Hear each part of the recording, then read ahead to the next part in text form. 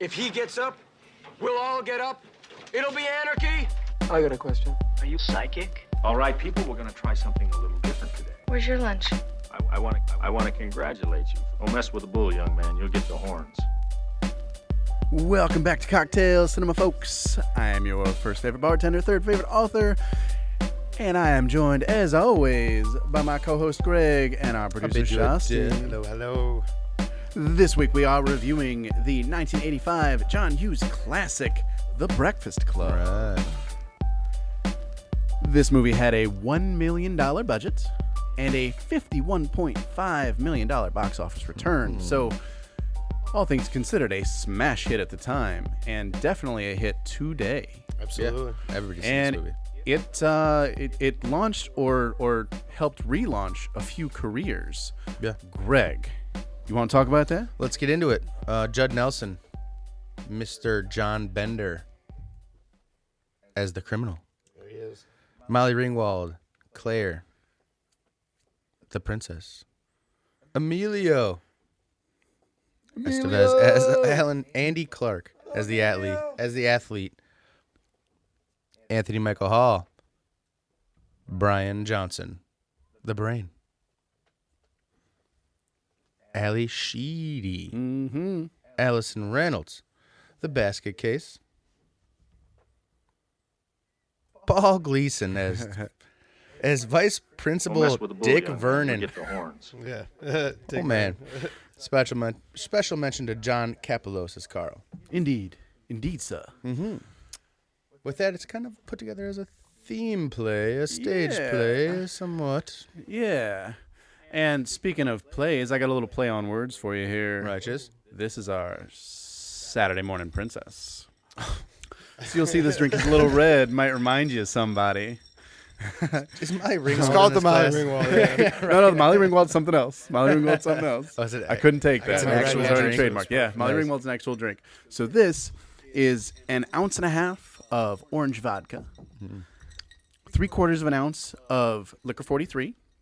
We've got about 3 ounces of mango margarita mix and a little splash of grenadine for some color. It's a very sweet drink, and it smells is sweet. something that I would have drank in high school. Well, let's try it then. Not bad. That's good. Yeah. It's like punch. Kind of went down the wrong Total pipe there, punch. but yeah. Total Yeah, high it's like school punch. high It's school missing punch. the Everclear from when we were in high school, but Jungle other than juice. that, it's pretty close. Yeah, the only thing different is like we would have put way too much vodka in it, or like you said, Everclear. No, that's honestly We've perfect been amount. drinking That's it out of Yeah, a cooler. It's tasty. Yeah, Tasty. out of a cooler. Bunch of fruit, chopped Yeah. up fruit. Or 5-gallon buckets, Whatever it 'cause takes. Whatever it takes. we were weird. But yeah, so now that we got a little bit of Ali Sheedy's favorite drink, or Allison's favorite drink, in our veins, let's talk The Breakfast Club.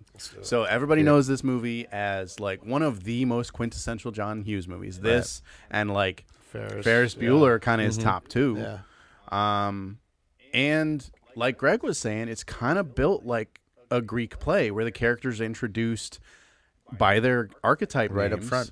And it's a very closed circuit story where everything takes place within the school, or at least on school grounds. There's nothing that happens anywhere else. Yeah. Right.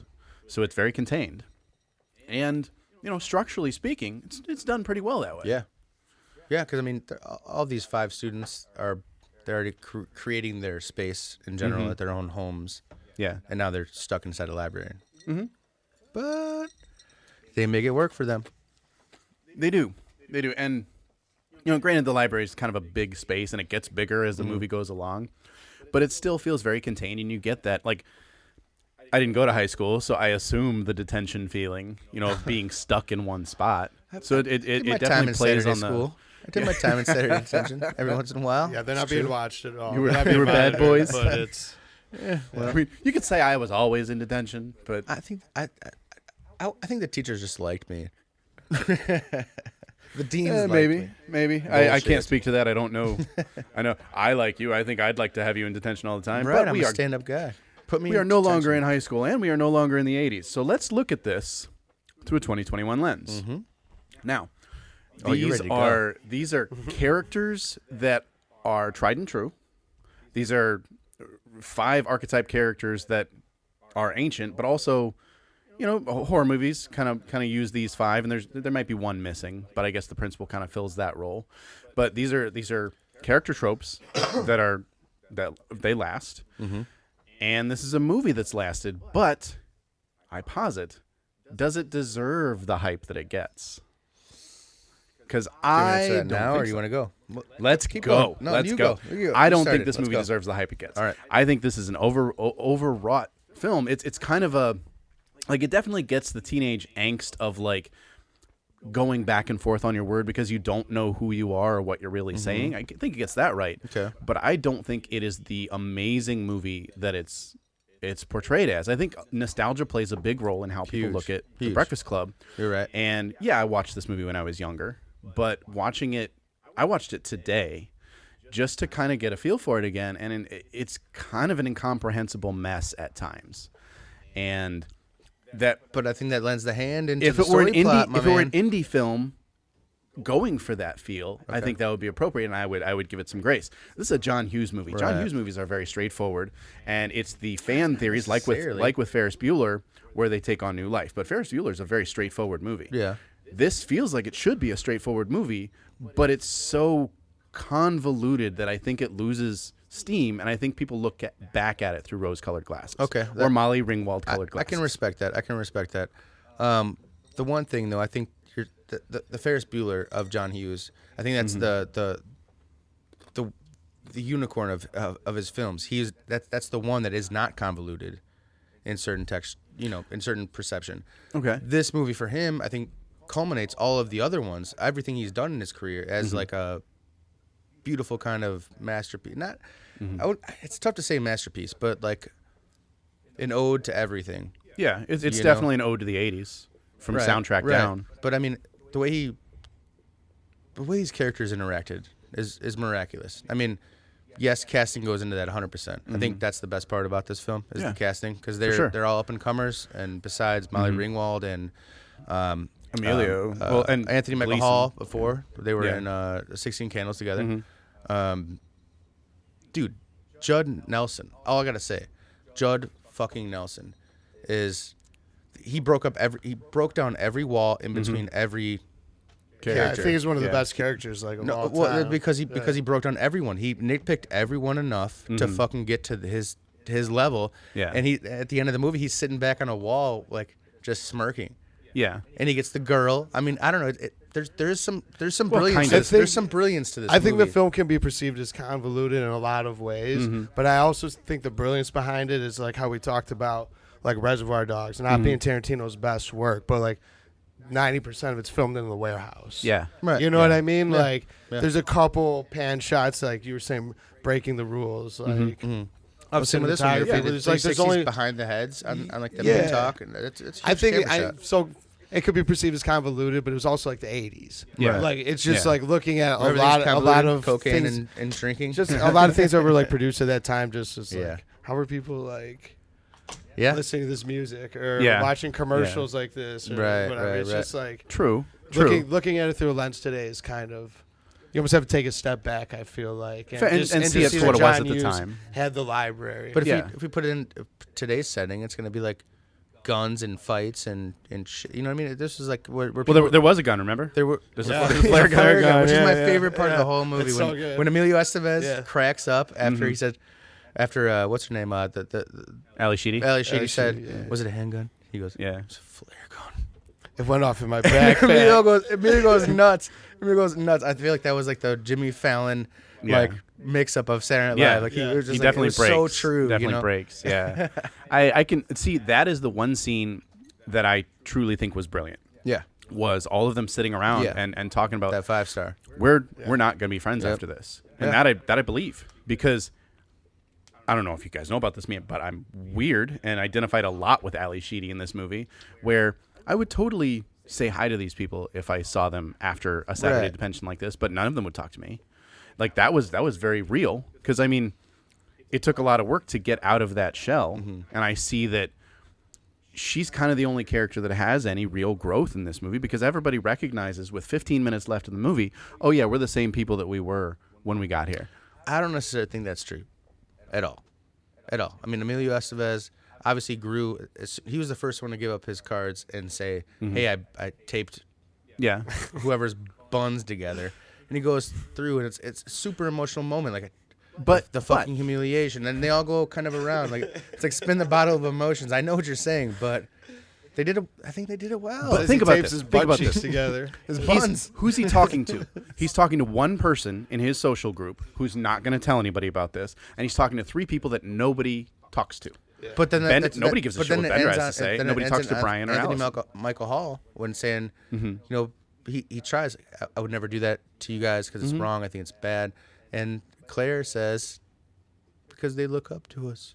Yeah, and he starts because crying. that's exactly who Claire was so at the beginning of the movie. conceited. You're so fucking conceited. She is. And then She is. she puts out and gives an earring away. Yeah, but by Monday morning, that's Right. all he's got to Right. remember her by. They are not going to be going out. So that Nobody grows. bringing it back to what I said about Judd Nelson and John Bender. At the end of the movie, he's the only one who he's been in Saturday detention forever. He's going to be in there forever. He got a diamond. He got the girl. He got to fuck around. He put the reefer out of the he line. put dope in Bender or Johnson's underpants. You know what I mean? He's like dope this next is to What if your Johnson. dope Johnson. catches on fire? Impossible, sir. Why? Because my dope is in Johnson's underpants. It's the best. like that fist pump that everybody's Yeah. at the end of the movie. It's like he won all. He broke everybody down that he wanted to. Into people that he could communicate with. Yeah, Then at the end of the movie, he got what he wanted. temporarily for Saturday. He's True. He's going. Everybody he's going goes home. He's going home to get. It's like going to get the chiropractor. Cigar on his fucking arm. Yeah. Everything. It's like going to the chiropractor. Everything feels great the day of, Right. but the next day, everything goes back to normal. Right. Like eventually, but in a very short But period he's of the one time. with a hard life.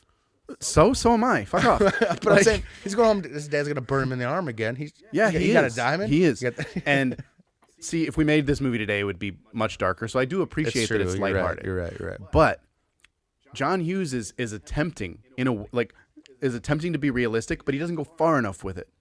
He almost gets there. He almost gets there with that scene where we're talking about, where they're like, we're not going to be friends after this. You're still going to be a dork. You're still going to be a weirdo who has no friends. He definitely didn't get it when they smoked weed together because that was the most random scene ever. With the blues the end. playing too. That's Like really this, good they and sunglasses. Brian recognizes that in a way, but everybody glosses over that part of the essay. Yeah. Everybody's like, "Oh, you label us as the princess, the jock, the brain," but really we're all of those things. But then there's a little line. He's like, "Are we going to be friends after this? Probably not." It's in the essay. Brian's the only one who recognizes the reality of the situation. Yep. Everybody else is starry-eyed. Even Bender thinks that something's changed and nothing has. He's the brain. Bender? No, Brian. Brian just unfortunately sees the world for what it is, and I feel bad for that kid because I want children to have hope. Like, I'm glad that Molly Ringwald feels better about herself. Don't you? I'm glad that Bender has some sort of hope at 16 now. Right. But there is no character growth in this movie, with the exception of Allison, and it's very slight.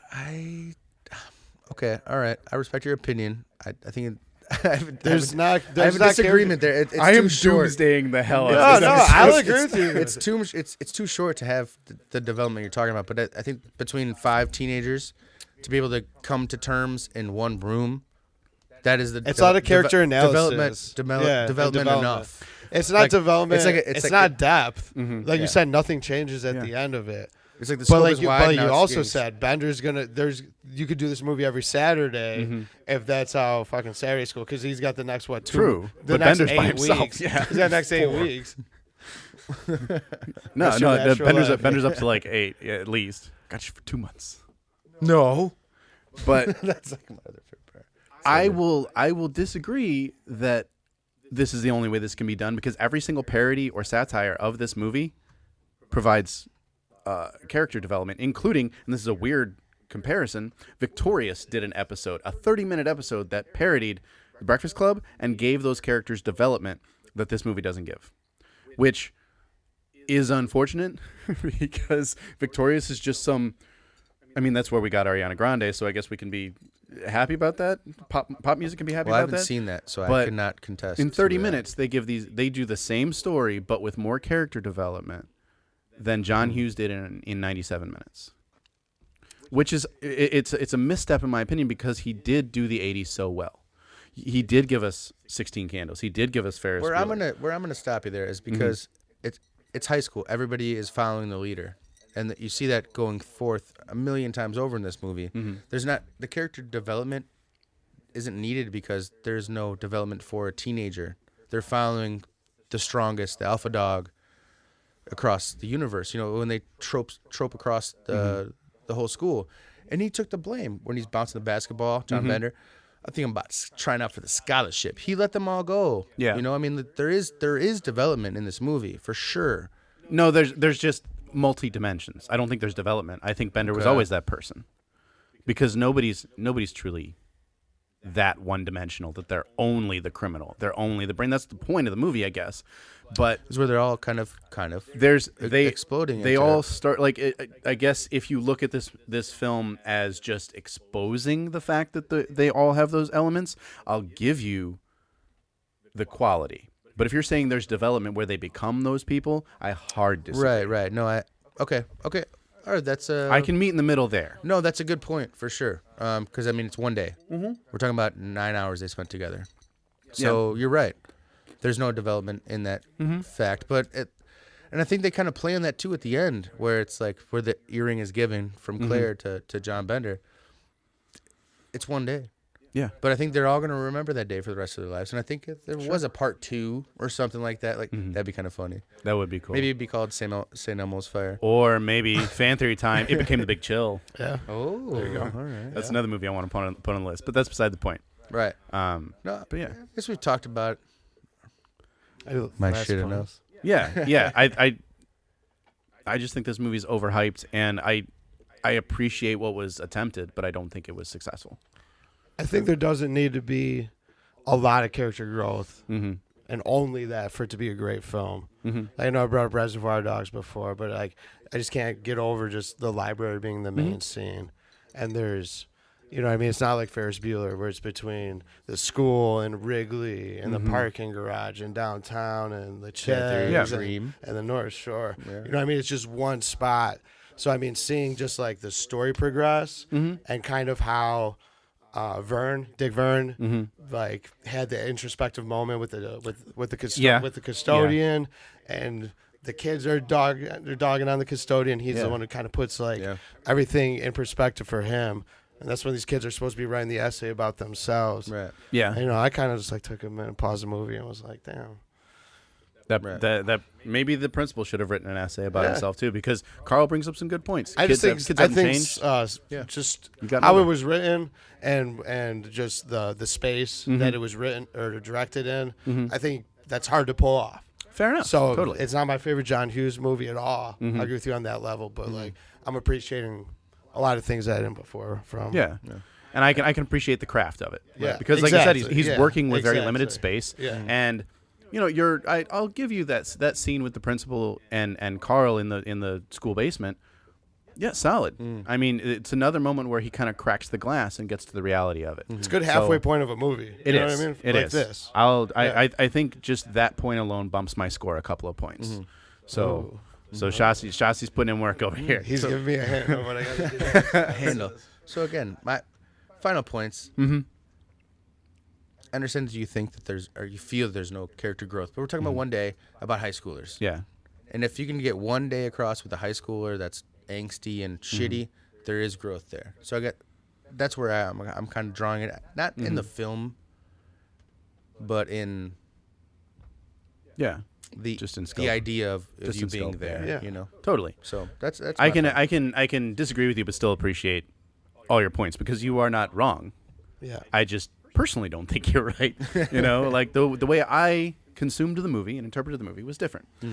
That said, Greg, we have arrived at our final segment where we rate these movies out of 100 tacos. I don't know if you know that, but that's what we do. Yeah, you can find my tacos in Johnson's underpants. So pull your tacos out of Johnson's underpants. What if they catch on fire? And take the quote-unquote cilantro and sprinkle it on how many tacos?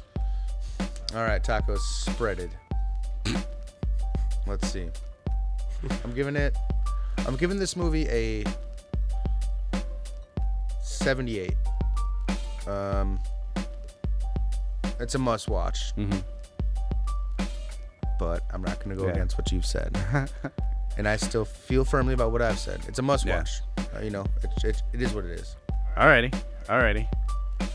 Shasti? Yeah, it's not my favorite. It's not my favorite John Hughes movie, but it's on the wall right there. Yeah. It's a classic. It is. I love the movie. I'm giving it around 80. Okay. You know, my favorite two John Hughes movies sit closer towards 90. Okay. But Breakfast Club, I'm gonna give Breakfast Club 82 tacos. Okay. 82 okay. tacos. Bumped it? 82. Bumped it up? Yeah. A little extra. Extra cilantro, extra onion. Yeah. The Verde hot. Yeah. So, Salty Verde. mild upset here. I'm actually scoring this a little higher than you did now. No way. I'm giving this a 79. Holy. What? My initial score was a 75. What? And Shasti bumped me 4 points. He tricked you like Bender did. No, I was gonna. like, I walked into this what's thinking her name? 75 even. Like this is a C movie, and this almost hits the B mark. When I consider that there's one more scene in it that makes it worth watching. Granted, I will never watch this movie again unless you guys make me come back to it. What the hell? But What the hell? I appreciate it. Right. I can give it a 79. So, what does Can't that believe you scored it higher than me. stupid tomatoes website give this? Probably 1 million. Yeah, right.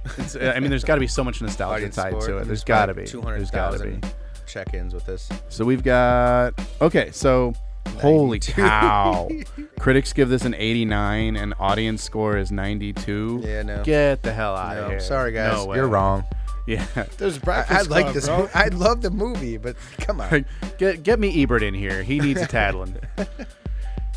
I'm gonna tell the movie gods that Roger Ebert screwed us on this one. No, that's surprising that we scored it so much lower. Yeah. Than even critics did. Yeah, it's not a great movie. I'm not surprised. There's no tricks. There's nothing about it that stands out really, except for it makes you Yeah, feel the critics and the audience usually aren't that Yeah. close. Yeah. For Yeah. movies Yeah. that are Something's like in the going on 90s. Mm-hmm. Well, listeners, I'm with it. Listeners, watchers, hop down to the comments and give us your taco rating for the Breakfast Club and let us know why you rated it that way. Do you agree with me and say this movie is overhyped? Or do you agree with Greg that it's a 78 taco movie but is still amazing somehow? I've told you my reasons, Josh. Don't you Not dare. you, the audience. The audience needs to talk to us. Because that is audience integration. That's how we show you we love you. We talk to you on the internet. Right. That's how I got my imaginary girlfriend, was talking to her on the internet. There you go. She's fake. She lives in Canada. You never met her. Niagara Falls. Jake? So, yeah, Jake. Boys, what do you say we wrap this up? You know what? Yeah. After we get off this, we should probably hop over to Patreon and subscribe to this podcast because it's pretty awesome. Might as well. Yeah, we should pledge $1 a month and I'll get that extra content. $1 to You should look too. myself. But I don't have time to talk about that because we gotta say goodbye. Hop down to the description.